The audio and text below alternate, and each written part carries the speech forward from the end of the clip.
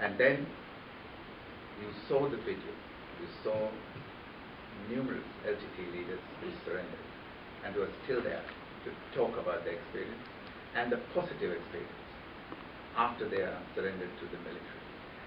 And then going back to the particular incident that you're talking about,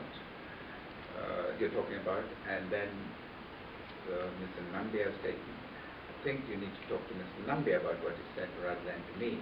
But let me repeat what I have said over and over again to the media and to others. The Foreign Secretary of Sri Lanka has no role, absolutely no role in giving orders to the military or in securing the surrender of combatants. And that is a fact.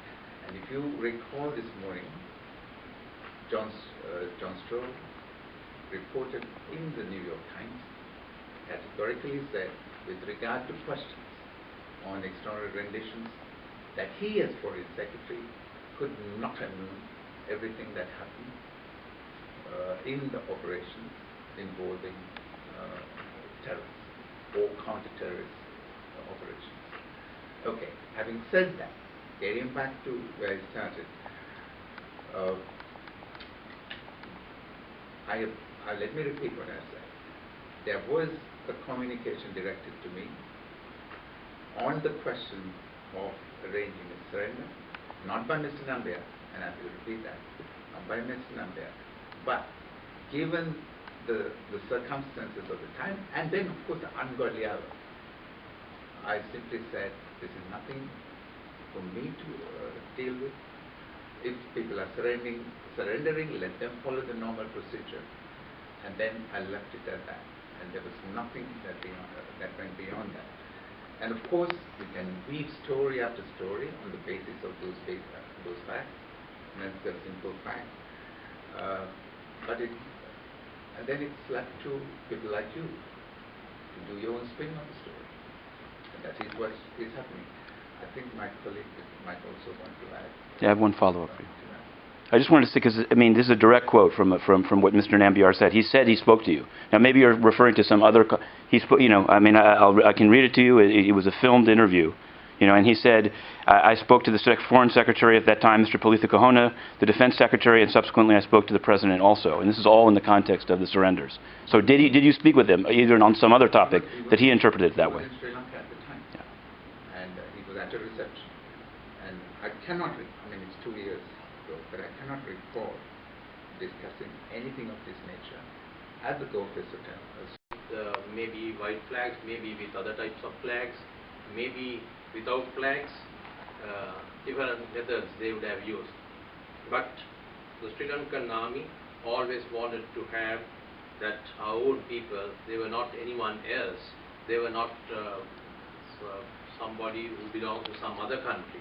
The operation itself was named as the humanitarian operation to see that the civilians are rescued from the LGTE.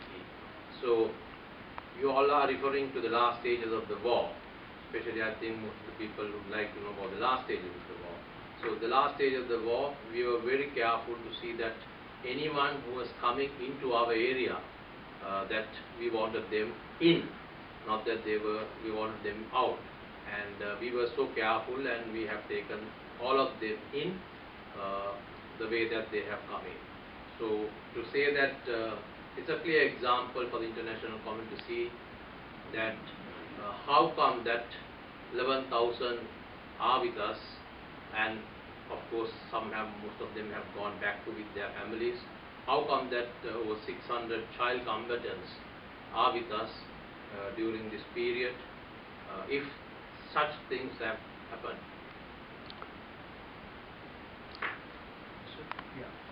I'd like to know. That 58 division was shelling. I don't think that in the report it has mentioned that 58 division has the military. Military has. They are talking of military shelling Pudukkottai hospital. However, the area when it came, it was under 5.8 and 5.3 divisions, of course, yes. But the fact is that, as Doctor said, they are talking about 64 shellings to the hospitals. And whereas this top doctor says that it's 2 shells landed somewhere close to the place, and also some unit, LTT command post was within 100 meters of the Puduguruppu hospital. And the 2 shells, only according to the doctor who was inside the hospital and who was basically based inside the hospital, talking about 2 shells. Yeah, of course, those 2 shells, who knows, from, can it say that 5-8 division shells? Okay, because we can prove, when time comes we will show that there are things to show that LTT is firing own weapons into their own locations. That's to create a panic among the people and to make civilian casualties in order to get the military a bad name. So it happened.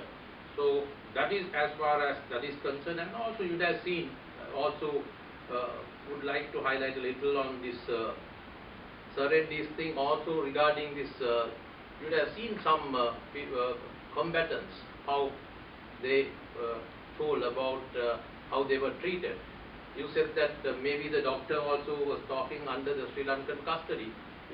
I mean, this is not the time to once again show. Once you go back, you can see that film. The doctor, when he was addressing lastly, you would have seen that he's inside a hospital, the hospital that he's working right now. So it's not, he's in a detained camp and giving this thing, his whatever he wanted to tell. It was in a hospital right now, I think he's wherever he's working.